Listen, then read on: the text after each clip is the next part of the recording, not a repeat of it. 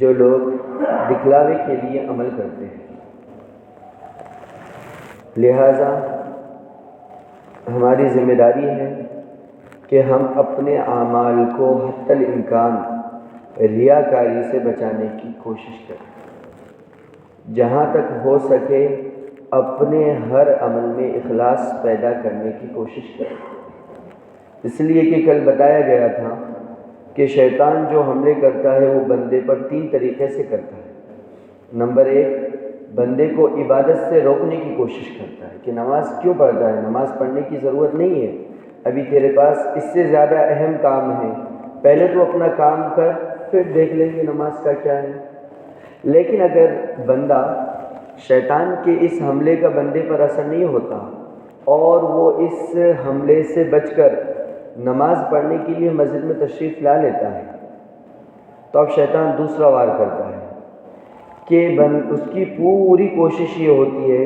کہ اب یہ نماز پڑھنے کے لیے مسجد میں آ چکا ہے، اب کسی طرح اس کی نماز کے اندر سے اس کے دھیان اور توجہ کو میں چھین لوں۔ دھیان، توجہ اور یکسوئی کو ختم کرنے کی کوشش میں شیطان لگ جاتا ہے۔ لیکن اگر بندہ وہاں بھی اپنی روحانی طاقت کی وجہ سے شیطان کے اس وار کا بھی مقابلہ کرتا ہے، تو آخری اور سب سے بڑا وار جو شیطان کرتا ہے وہ یہ ہے کہ بندے سے اخلاص کے نور کو اور اخلاص کی کیفیت کو چھیننے کی کوشش کرتا ہے۔ اس لیے کہ شیطان کو پتہ ہے کہ اگر بندہ بڑے سے بڑا عمل بھی کرے گا، بڑے سے بڑا عمل بھی کرے گا، لیکن اگر اس کے اندر اخلاص نہیں ہوگا تو وہ اللہ کے پاس قابل قبول نہیں ہوگا۔ چاہے کتنا ہی بڑا عمل کیوں نہ کر لے، وہ اللہ رب العزت کے پاس قابل قبول نہیں ہے جب تک کہ اس کے اندر اخلاص کی صفت نہ ہو، جب تک کہ وہ عمل خالص اللہ رب العزت کے لیے نہ کیا جائے اللہ اسے قبول نہیں کرتا۔ تو فرمایا کہ جب نامہ اعمال میں کل قیامت کے دن وَنَزَعُ الْمَوَازِينَ الْقِسْطَ، کہ جب نامہ اعمال کے اندر اعمال تولے جائیں گے، میزان عدل کے اندر، ترازو کے اندر اللہ رب العزت نیکیوں کو تولیں گے، تو فرمایا اس کے اندر عبادتوں کے مقابلے میں اخلاص کا وزن زیادہ ہوگا۔ کہ ایک بندے نے عبادت کی، نماز پڑھی، اس کے اندر بالکل بھی اخلاص نہیں تھا۔ دوسرے بندے نے نماز پڑھی، تھوڑا بہت اس کی توجہ اللہ کی طرف تھی اور اخلاص تھوڑا زیادہ تھا۔ تیسرے بندے نے نماز پڑھی اور مکمل اللہ رب العزت کی طرف یکسوئی کے ساتھ اور خالص اللہ کے لیے نماز پڑھی۔ اب دنیا میں تو یہ دکھائی دے رہا ہے کہ تینوں نمازیں سیم ہیں، پڑھنے والے نے تینوں نے جو نمازیں پڑھی ہے، تینوں کو نماز پڑھنے کے لیے اتنا ہی ٹائم لگا۔ ایک نے 4 رکعت نماز پڑھی، اس کو مثال کے طور پر 10 منٹ لگے، دوسرے نے نماز پڑھی، اس کو بھی 10 منٹ لگے، اور تیسرے نے نماز پڑھی، اس کو بھی 10 منٹ ہی لگے۔ دنیا میں تو یہی دکھائی دے رہا ہے، لیکن فرمایا جب نامہ اعمال اور میزان کے اندر ان نمازوں کو رکھا جائے گا تولنے کے لیے، تو اب ان نمازوں کے وزن کے اندر کافی فرق ہوگا کہ کسی کی نماز تو بہت زیادہ وزنی ہوگی، وہ نیکیوں کے پلڑے کو جھکانے کا کام کرے، اور کسی کی نماز اتنی ہلکی ہوگی کہ وہ پلڑے کے اندر رکھی گئی نیکیوں کے، لیکن اس کا کوئی وزن ہی نہیں۔ تو یہ وزن کی زیادتی اخلاص کی وجہ سے ہوتی ہے، اور اللہ رب العزت نے یہ نہیں فرمایا کہ کل قیامت کے دن ہم تمہاری عبادتوں کو گنیں گے، کتنی عبادتیں تھی، 1 2 3 4، اس طرح نہیں کہا، بلکہ فرمایا قیامت کے دن تمہاری عبادتوں اور نیکیوں کو تولا جائے گا۔ فرق سمجھنا، اللہ نے یہ نہیں کہا کہ تم نے دنیا میں رہتے ہوئے کتنی ہزار رکعتیں نماز پڑھی یا کتنے ہزار روپئے تم نے اللہ کے راستے میں خرچ کیے، ہم گنیں گے، گن کر حساب کر کے تم کو بدلا دیں گے، یہ نہیں کہا۔ اگر ایسا ہوتا تو ظاہر سی بات ہے جس نے اخلاص کے ساتھ نماز پڑھی اور جس نے بغیر اخلاص کے نماز پڑھی، گنتی میں تو دونوں کی بھی نمازیں آتی ہیں۔ گنتی میں ایک بندے نے اخلاص کے ساتھ 10 روپے صدقہ کیا اور دوسرے بندے نے بغیر اخلاص کے 1 لاکھ روپے صدقہ کیے، اگر اللہ گن کر دیتے تو جس نے 1 لاکھ روپے دیے ہیں اس کو تو زیادہ ثواب مل جاتا، بغیر اخلاص کے دیے اس نے، لیکن زیادہ دیے تعداد میں زیادہ ثواب مل جاتا۔ اور جس نے اخلاص کے ساتھ تھوڑے سے پیسے دیے ہیں چونکہ گنتی کے اعتبار سے کم ہے تو اس کو ثواب کم ملتا. اللہ نے فرمایا نہیں، کل قیامت کے دن تمہاری عبادتوں کو گنا نہیں جائے گا، عبادتوں کو تولا جائے گا، اور تولنے کے اندر عبادت کے اندر وزن جو پیدا ہوگا وہ اخلاص کی وجہ سے پیدا ہوگا. اسی لیے فرمایا، ایک حدیث پاک کا خلاصہ ہے کہ کل قیامت کے دن بندے کے نام اعمال کو، گناہوں کو، نیکیوں کو تولا جائے گا. ایک بندے کے لیے جب تولا جائے گا تو ایک بندے کے گناہ بہت زیادہ ہو گئے ہوں گے، گناہوں کا پلڑا بالکل جھک گیا ہوگا. وہ نا امید، وہ سوچنے لگے گا میرے تو گناہ اتنے زیادہ تھے کہ اب میرے گناہوں کا پلڑا جھک چکا ہے، میرے پاس نیکی کوئی نہیں، اب میرا کیا بنے گا. اتنے میں اللہ رب العزت اس کو ایک پرچی دیں گے، اور وہ پرچی پھر اس کے نیکیوں کے پلڑے کے اندر رکھی جائے گی. تو وہ ایک پرچی ان پورے گناہوں کے وہ وزن سے زیادہ وزنی ہو جائے گی، اور کہا کہ اس کی بنیاد پر اس کو جنت میں داخل کرایا جائے گا. اور اس پرچی کے اندر جو لکھا ہوگا وہ کلمہ طیبہ، اخلاص کے ساتھ پڑھا ہوا کلمہ طیبہ. تو پتہ یہ چلا کہ اخلاص کے ساتھ پڑھا ہوا کلمہ طیبہ بھی اگر اخلاص ہے تو اخلاص کی وجہ سے اتنا وزنی ہوگا کہ تمام گناہوں سے زیادہ اس کا وزن ہو جائے گا. تو الغرض کل قیامت کے دن اللہ رب العزت ہمارے نیکیوں کو تولیں گے، اور نیکیوں کو وزنی بنانے کے لیے ہمیں اپنے ہر عمل کے اندر اخلاص پیدا کرنا پڑے گا. ورنہ حدیث شریف میں آتا ہے کہ دنیا میں بڑی بڑی عبادتوں کے کرنے والے، بڑی بڑی پہاڑ جیسی نیکیوں کے لانے والے، دکھنے کے اعتبار سے تو ان کی نیکیاں پہاڑوں جیسی دکھائی دے رہی ہے، لیکن اخلاص کی کمی کی وجہ سے جب اس کو نیکیوں کے پلڑے میں رکھا جائے گا تو ذرے کے برابر بھی اس کا وزن نہیں ہوگا. دکھنے میں تو پہاڑ جیسی نیکیاں دکھائی دے رہی ہے، لیکن اخلاص کی کمی کی وجہ سے اس کا ذرہ برابر بھی وزن نہیں ہوگا. ہاں اس کو گنا تو جائے گا، فارمیلٹی پوری کرنا ہے اسے گنا تو جائے گا، لیکن اس کے اندر وزن بالکل نہیں ہوگا. اسی طرح فرمایا کہ نماز کے سلسلے میں، زکوٰۃ صدقات کے سلسلے میں یہی اللہ کا اصول ہے کہ اللہ رب العزت اخلاص کی بنیاد پر اس کو وزنی بناتے ہیں. تو اب ہمیں یہ دیکھنا ہے کہ ہماری جو عبادتیں ہیں اس میں کس درجے اخلاص ہے. کیونکہ حدیث میں آیا ہے نا کہ اگر کوئی بندہ احد کے پہاڑ کے برابر بھی سونا صدقہ کرتا ہے، احد کا پہاڑ کتنا بڑا ہے، کہا اتنی مقدار میں اگر کوئی بندہ سونا اللہ رب العزت کے راستے میں صدقہ کرتا ہے، خرچ کرتا ہے. اب اندازہ لگاؤ، تھوڑا سا سونا لینا ہے 1-2 تولہ تو اس کی کتنی قیمت ہے؟ 1-2 تولہ 10 تولے اگر ہم سونا لیں گے کتنا قیمتی اور کتنا مہنگا ہے آج کے زمانے میں. اور اگر سونا اتنا 1 کلو جمع کر دیا جائے تو وہ کتنا مہنگا. 10 کلو سونا اگر جمع کر دیا جائے تو اس کی قیمت کتنی، اور احد کے پہاڑ کے اتنا اگر سونا جمع کر دیا جائے اس کی کتنی قیمت ہوگی. فرمایا لیکن اگر کوئی بندہ احد کے پہاڑ کے برابر بھی سونا صدقہ کرتا ہے اللہ کے راستے میں، لیکن دل میں اخلاص نہیں ہے، نام، نمود، شہرت، دکھلاوے کا جذبہ ہے، اللہ کے لیے نہیں کرنا ہے، تو فرمایا کل قیامت کے دن اس کو ذرہ برابر بھی ثواب نہیں ملے گا. کہ نام اعمال میں جب احد پہاڑ کے برابر سونا بھی رکھا جائے گا تو اس سونے کا وزن بھی ذرے کے برابر بھی نہیں ہوگا. اور فرمایا کوئی بندہ اللہ کی رضا کے لیے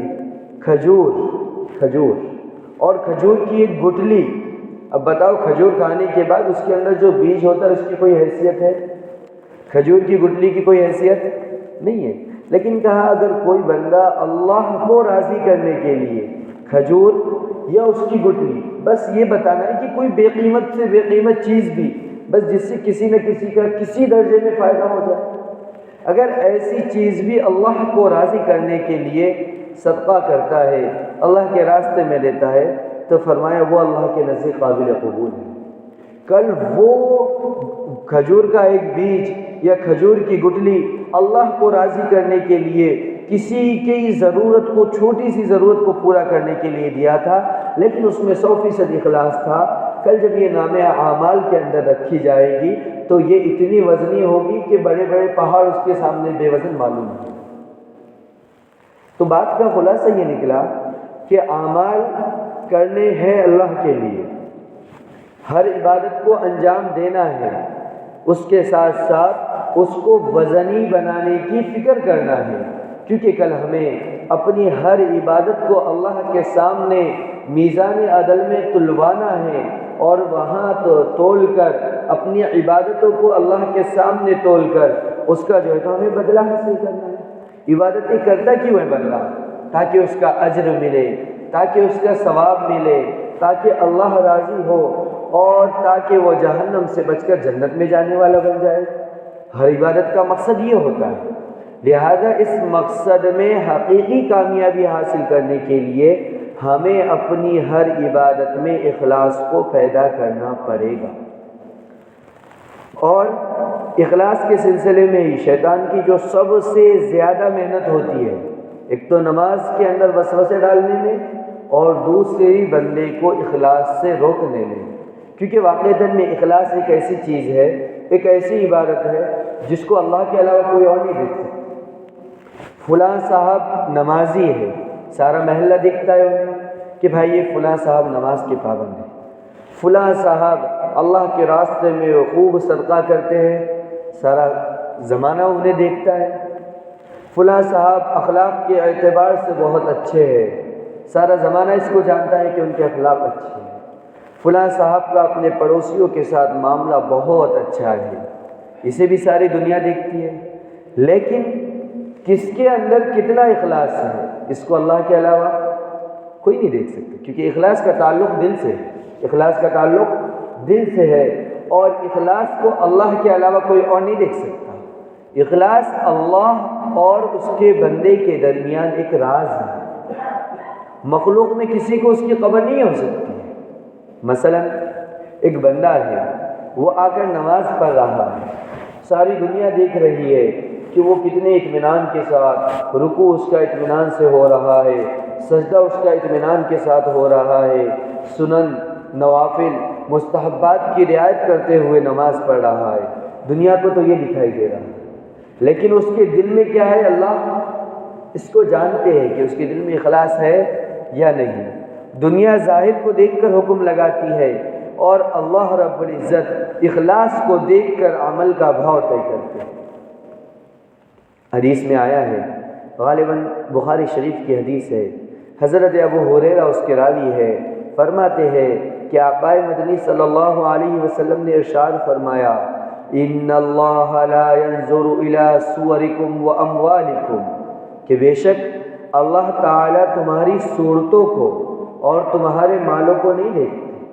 اللہ تعالیٰ تمہاری عبادت کی صورتوں اور شکلوں کو بھی نہیں دیکھتے، عبادت کی صورتوں اور شکلوں کو بھی نہیں دیکھتے، اور تمہاری صورت اور شکل کو بھی نہیں دیکھتے، تمہارے مال و دولت کو بھی نہیں دیکھتے، وَلَكِنْ يَنْظُرُ إِلَىٰ قُلُوبِكُمْ وَأَعْمَالِكُمْ،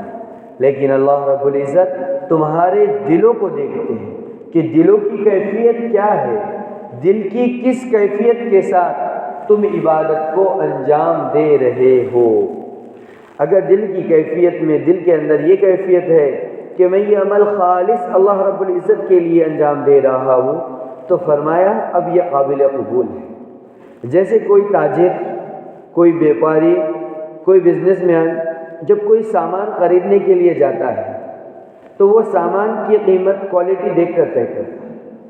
تعداد دیکھ کر طے نہیں کرتا کہ یہ اتنا زیادہ ہے۔ مثلا مثال کے طور پر کوئی آدمی گیا، فرش لینے کے لیے گیا، فرش ٹائلس لینے کے لیے گیا، اور دیکھا کہ بھائی اس کا تو اتنا زیادہ کلو وزن ہے، لہٰذا اس کی کلو کے اعتبار سے بھاؤ طے کیا جائے۔ دوسرا آدمی سونا لینے کے لیے گیا، سونا تھوڑا سا لیا، اب یہاں پر کہ ٹائلس اس نے جس قیمت میں لیا تھا، اگر مثال کے طور پر کلو سے بھی لیا ٹائلس، لی تو نہیں جاتی، لیکن اگر لیا اس نے ٹائلس جتنے روپے کلو سے لیا، اب بتاؤ وہ سونا بھی اتنے روپے کلو سے لے گا وہ؟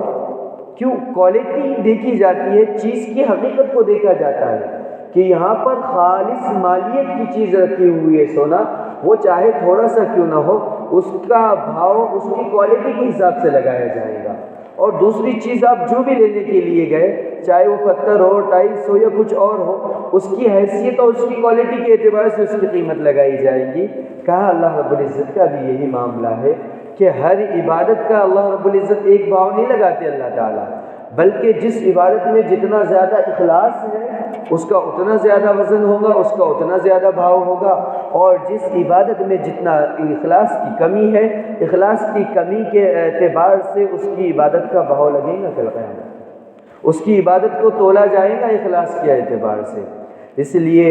ہمیں اس بات کی ہر وقت کوشش کرنی چاہیے، ہر وقت ہمیں یہ فکر لاحق ہونی چاہیے کہ میرا آپ کا ہر عمل خالص اللہ رب العزت کے لیے ہو۔ کبھی عزیزو اس بات کو سوچنا چاہیے کہ دیکھو نماز کا حکم کس نے دیا ہمیں؟ اللہ نے دیا۔ جب حکم دینے والا اللہ ہے تو ہمیں ادا بھی کس کے لیے کرنا چاہیے؟ اللہ کے لیے۔ حکم اللہ نے دیا اور ہم دوسرے کے لیے کریں گے تو اللہ رب العزت ناراض ہوگی کہ نہیں؟ مثلاً آپ گھر میں بیٹھے ہوئے، مثال سے سمجھے، آپ گھر میں بیٹھے ہوئے، آپ گھر کے بڑے ہیں، آپ نے اپنے بیٹے یا پوتے کو کہا کہ جاؤ تم میرے لیے پانی لے کر آؤ۔ اب آپ بیٹھے ہوئے ہیں، آپ کے ساتھ کوئی اور باہر کا مہمان آ کر بھی بیٹھا ہوا ہے، آپ نے خاص طور پر کہا کہ جاؤ مجھے پیاس لگی ہے تم میرے لیے پانی لے کر آؤ۔ اب آپ کا جسے آپ نے حکم دیا تھا وہ پانی تو لے کر آیا، لیکن آپ کے سامنے وہ کسی اور کو دے رہا ہے،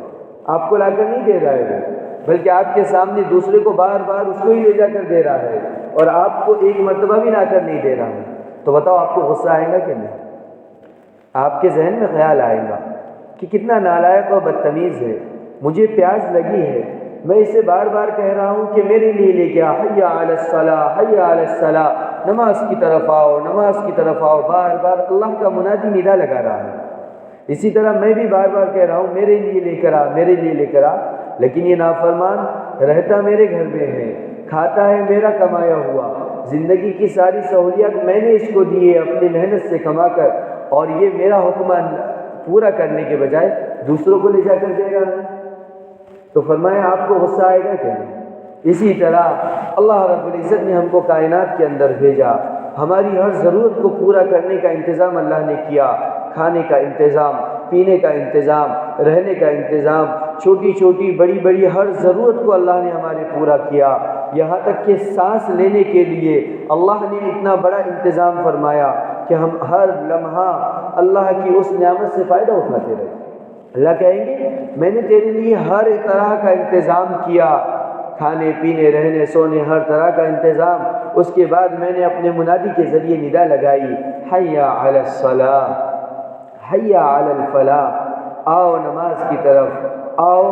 کامیابی کی طرف، ندا میں نے لگائی، حکم میں نے دیا نماز ادا کرنے کا، اور تم آئے اور تم نے وہ عمل کسی اور کے لیے کر دیا،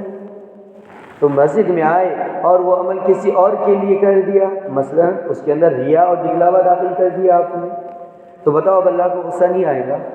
5 ٹائم مسجد سے جو ندا لگائی جاتی ہے حی علی الصلاۃ، گویا کہ اللہ کا منادی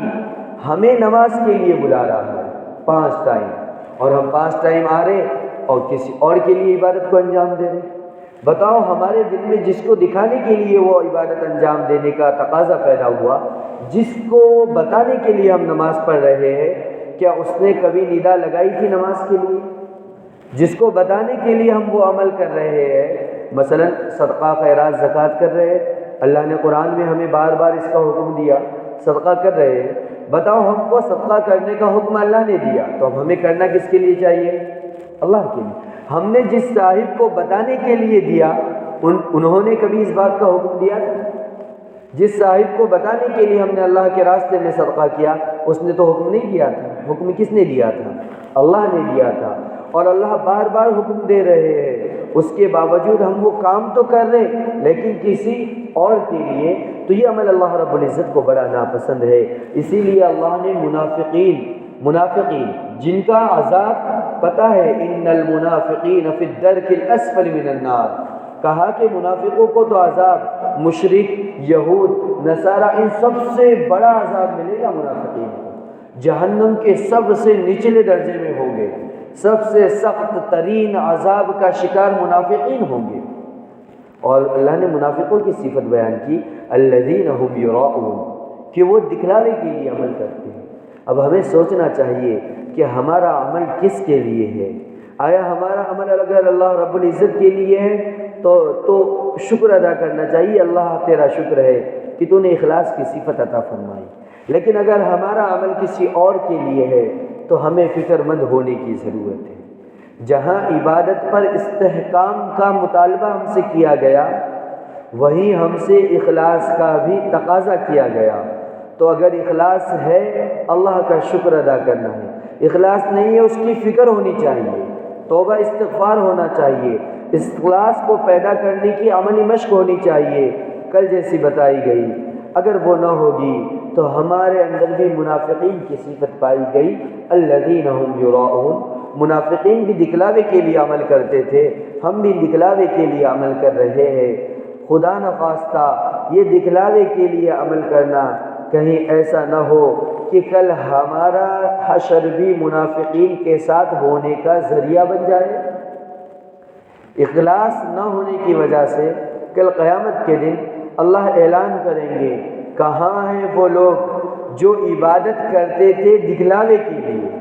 اب بتاؤ یہ جب اعلان ہوگا تو اس میں کافر تو کوئی نہیں آئے گا، کیونکہ اللہ نے کیا اعلان کیا؟ کہاں ہیں وہ لوگ جو عبادت کرتے تھے دکھلاوے کے لیے۔ کافر تو عبادت ہی نہیں کرتے، مشرک عبادت نہیں کرتے، یہود و نصارہ عبادت نہیں کرتے، تو اس میں کون لوگ آئیں گے؟ نمبر 1 پر منافق آئے گا، کیونکہ وہ زبان سے تو کہتا تھا میں مومن ہوں اور عبادت بھی کرتا تھا، تو اس اعلان پر سب سے آگے منافقین آئیں گے۔ کہاں ہے وہ لوگ جو عبادت کرتے تھے اخلاص کی بغیر؟ سب سے پہلے منافقین آئیں گے۔ لیکن اگر خدا نخواستہ اللہ میری آپ کی ہر ایمان والے کی حفاظت فرمائے، اگر ہماری زندگیوں میں بھی یہ صفت ہوگی تو اس اعلان پہ اس صف میں ہم کو بھی کھڑا ہونا پڑے گا۔ کہاں ہے وہ لوگ جو عبادت کرتے تھے اخلاص کے بغیر؟ بتاؤ ہم نے بھی عبادتیں کی اخلاص کے بغیر، تو منافقین کی جو صف لگی ہوئی ہوگی اس میں ہمیں بھی جمع کیا جائے۔ تو اسی لیے اللہ سے دعا بھی کرتے رہنا چاہیے اور اس کی عملی مشق کرتے رہنا چاہیے کہ یا اللہ منافقین کی ایک بہت بڑی صفت ہمارے اندر آ چکی ہے، یا اللہ تو اسے نکالنے کی کوشش کر۔ ایاک نعبد و ایاک نستعین کے مفہوم میں یہ بات تو داخل ہے، لیکن ہم الگ سے بھی دعا کرتے رہے اے اللہ ہمارے اندر تو اخلاص کی صفت کو پیدا فرما۔